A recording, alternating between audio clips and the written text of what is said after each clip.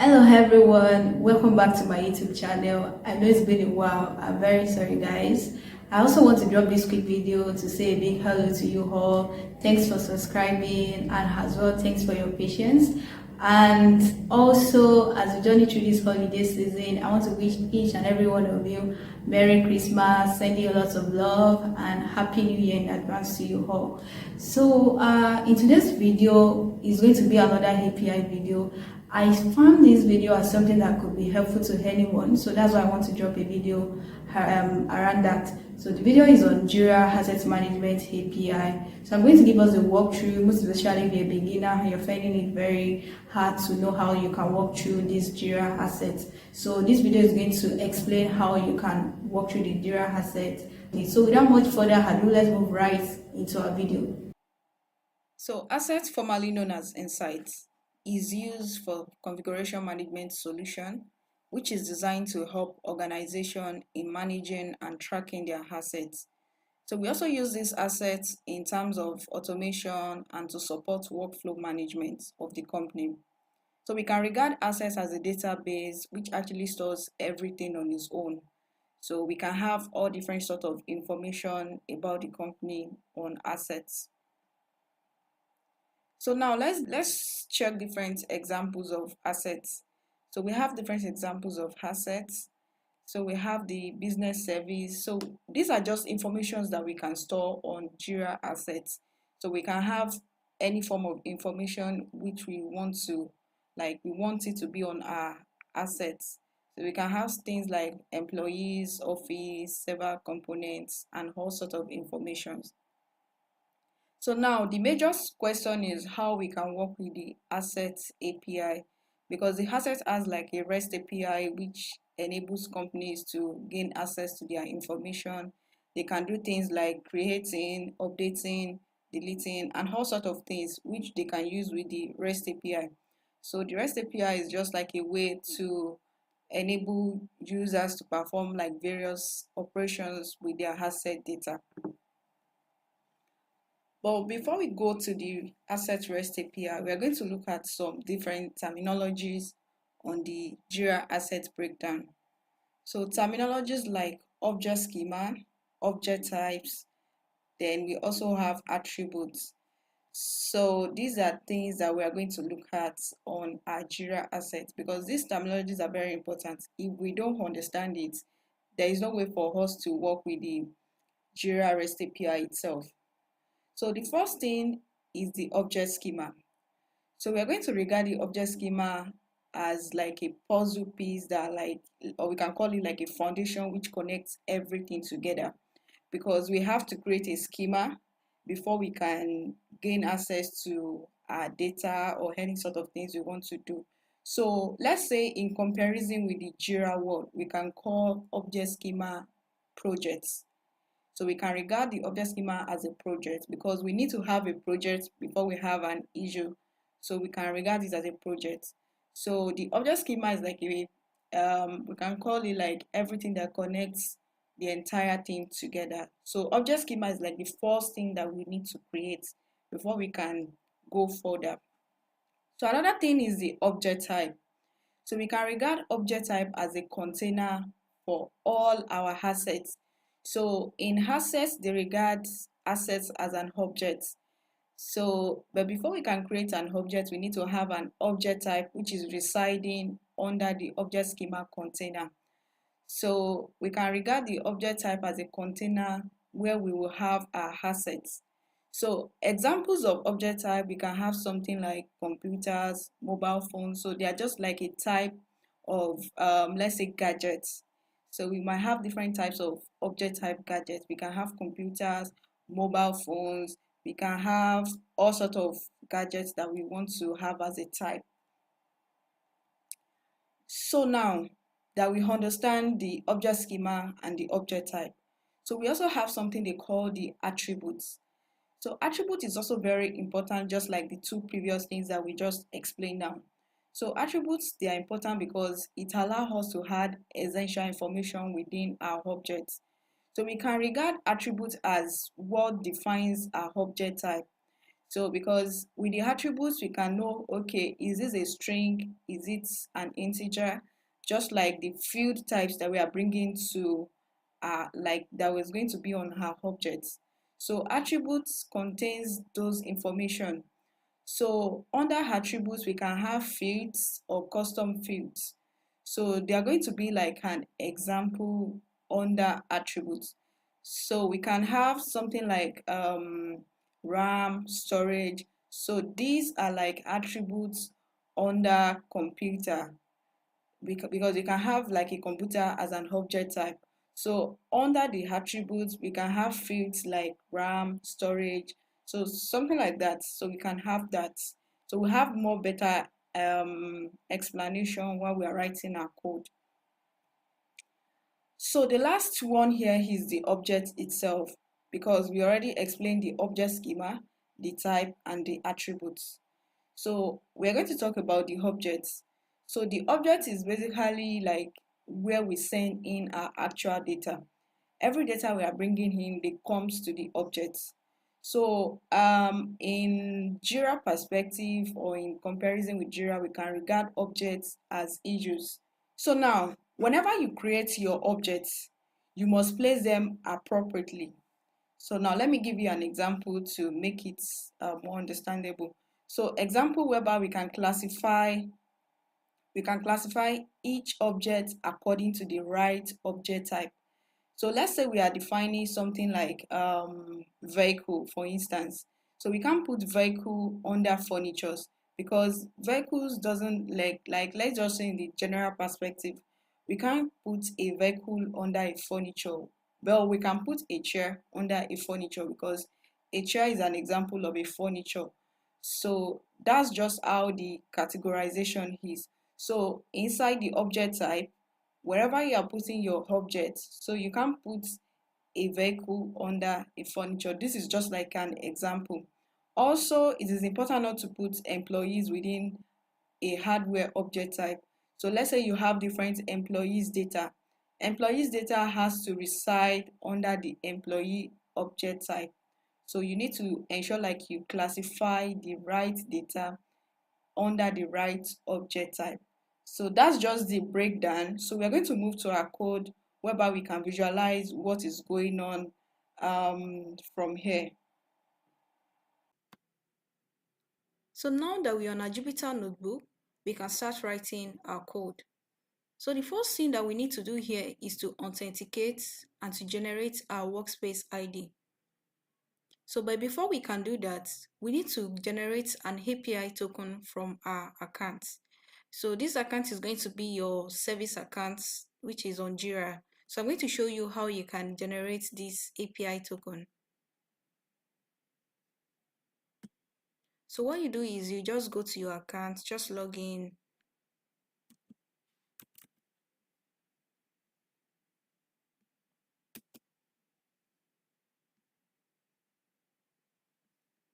Okay, so now I'm on my account. So what I do is I go to the create API token. So after clicking on that, so you're going to write a test value. So let's say I want to name this test label 2.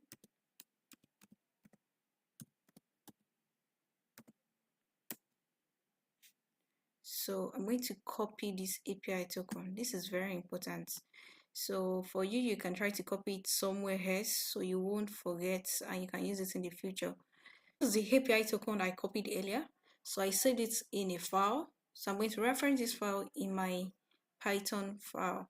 I'm going to do from, that's the name of the file, then import username and API token. Okay, so but before that, we need to do some imports. Okay, we need to import request library. We need to import JSON, and we need to import base64. So those are very important. Okay, so after I've done that, I can run my code. So Okay, so now the next thing is I'm going to specify my domain, and this domain I'm going to specify is just like the name of the service account I'm using. So I'm going to take this domain because that's what I'm going to be using before I can get my workspace ID. So this is my domain and this is my workspace URL. So I'm going to send a GET request to this workspace URL so I can get the workspace ID. So I'm going to show you also how we can do that. So what we need to do is we need to first encode our credentials. So we encode our credentials by saying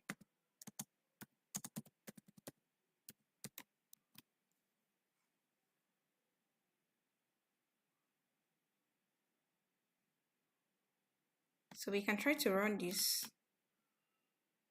and see what the encoded credentials looks like.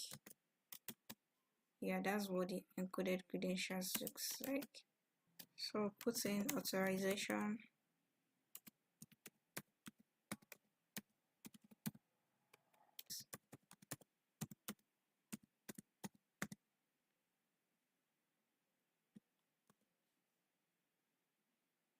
Okay, so now let's use the requests library. So let's say response request.request is URL.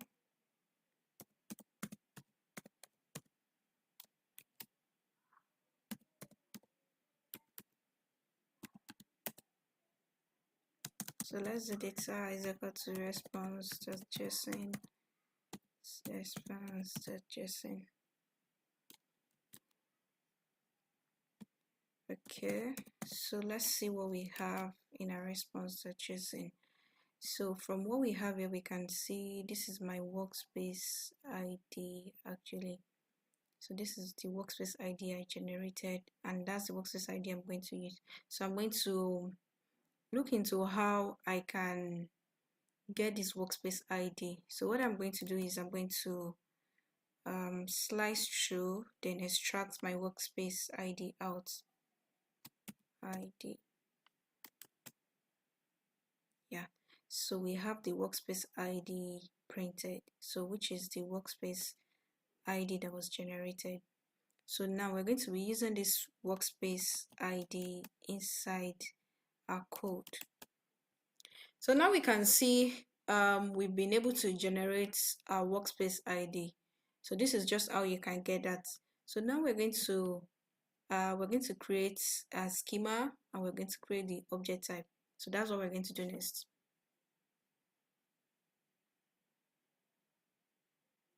So as well, we're going to use the encoded credentials. So the encoded credential was what we generated from this base64.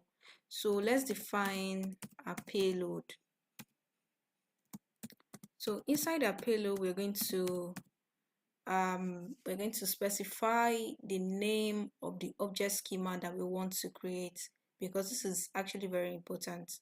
So we're going to specify the name and we're going to specify the key as well. And also we can add a description.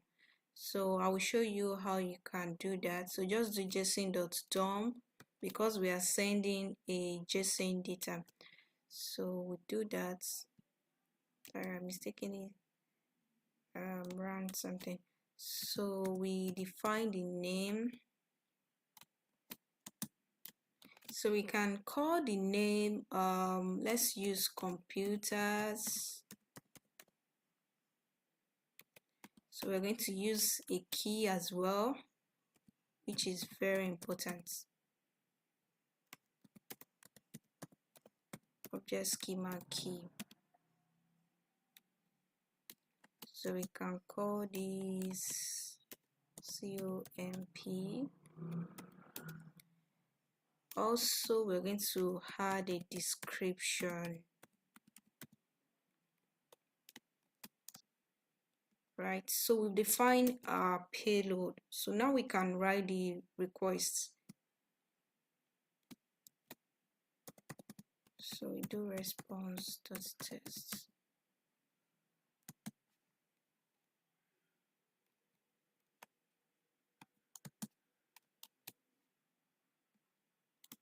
Okay, so now let's see what we have. So we can see we've created the object schema successfully. So we have some details which we have inside our response. So I think the most important thing we're going to use here is the ID. So we're going to reference this ID in our object type. So now we successfully created our object schema. So now let's create our object type. Object schema ID.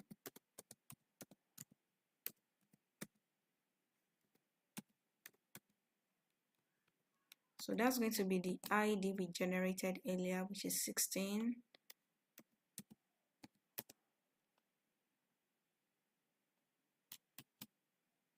So let's put the icon ID as well. So it is very important. So you can add maybe 10. So now let's add a name that we want to see. The name we want to create for our object type. So I'll call this office. So I can also add some other information by saying inherited is false, abstract object type is false. So I can as well add that.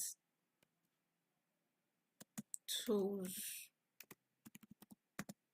Okay. So we can run it.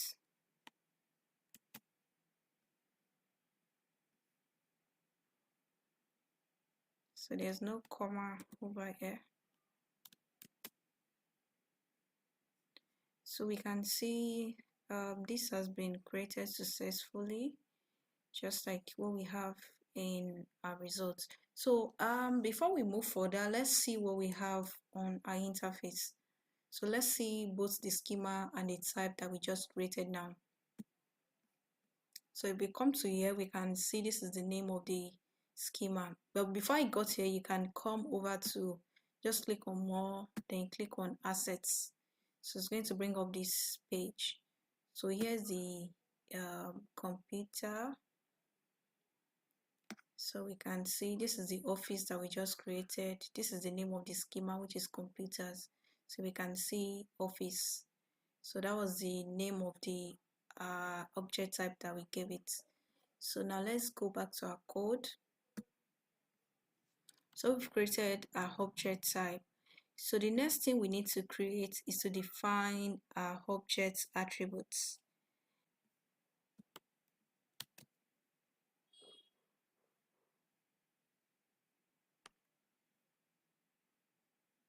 So in defining our object attributes, we remember from our earlier explanation of the attributes we talked about is just how we define some fields that we know we are bringing into our objects.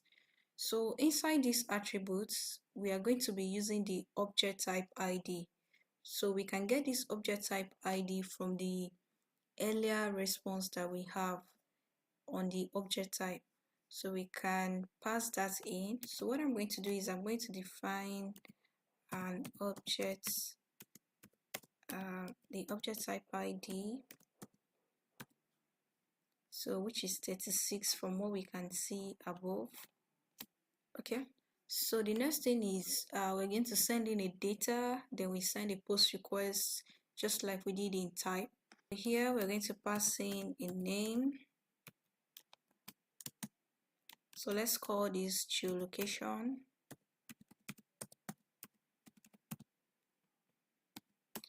And I'm going to name this as the label. I actually named this as the label because we have a particular name and the name field, which was by default, is already the label. So I'm going to use this geolocation as a label so it's easier for me when I'm moving around, like I need to identify my data. So I'm going to use the type as 0, and I'm going to add the documentation in understanding how these attributes, schemas, and the other works, because this type that we're adding, just like I defined this type means I'm trying to define an object. That's just the meaning on it, because there's a value that they use in defining a type. So to understand both type and default type ID, just like I said, I'm going to add this documentation to the link of this video. So you can come to this documentation. So you come to the object attribute part. So you can see this is the object attribute. You can look at the posts. So they have an example to how you can use each. So under the type actually is default. So not object reference. Object reference is 1. So let's say I'm trying to reference an object, it's going to be 1. When I'm dealing with the default value, so it's going to be 0. So just like we also use the default type ID. So default type ID is just like when we're trying to define a data type for the field. So here we can see it is a test, so which was 0 that we used inside our payload. So that's just how it was used. So you can look through to understand each of the keys for the ID keys that was used. So we can see the type also. So I'm going to add this link to the video so we can access it. So we use the request to send in our data.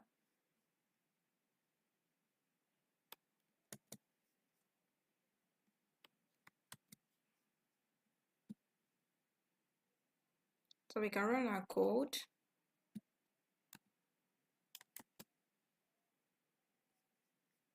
Yeah, so just as it is, it has been created successfully, so we can confirm the interface. So how we can confirm is we go to the attribute tab. So when you go to the attribute tab, you can see the fields that we just added, which is the geolocation, so which is there. So we can see that. So now we've created the schema, we've created the object type, and we've worked on the attribute as well. So now we can now send in our objects. So we can create our objects now. Yes, so that's what we use in creating our objects. So we're going to do a post request to send in our data. So the data is going to contain value for the geolocation attribute that we just created now. So I'm going to show you how you can do that. So we can add the headers, or let's just take everything that is here.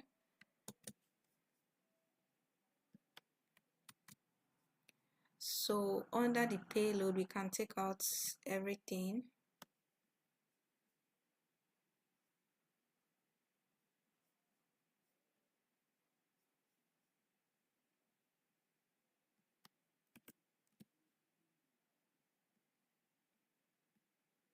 So this is how our payload is going to look like. We're going to define the attribute ID, then the values. So the values is going to be the geolocation value field that we just created in attributes. So under the object type attribute IDs, we're going to take the ID that we have in our JSON response under attribute. So we have 228. So we're going to put that as the object type attribute ID. So that's what we're going to use. So now we can send in our data by sending a post request. So let's just take what we have under attributes.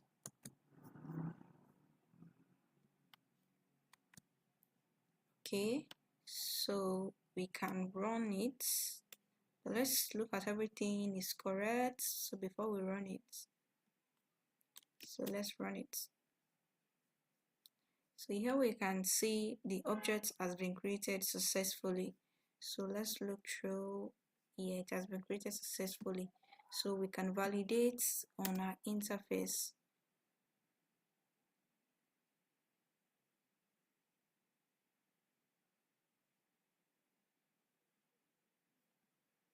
So let's go to the object tab.